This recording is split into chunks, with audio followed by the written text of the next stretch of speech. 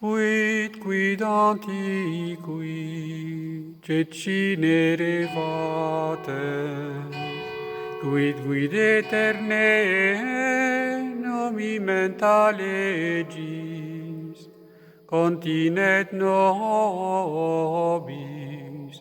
celebranda sumi, vita monarchem.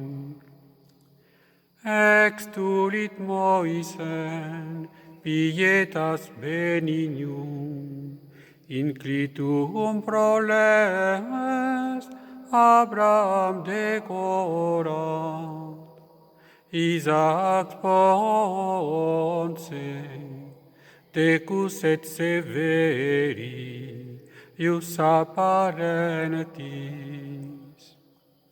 Ipse virtutum cumulis onustus, Celsior nostri patriarca cetus, Isaac Moisen, Abraham sub uno, pectore clausit.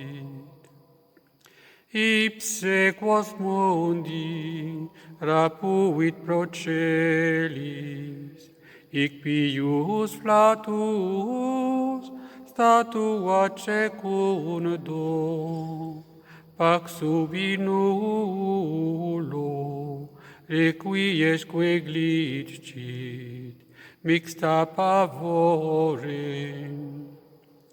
Gloria Patri, geniteque proli, et tibi compar, utiusque semper, Spiritus salme, Deus unus omni, tempore secli.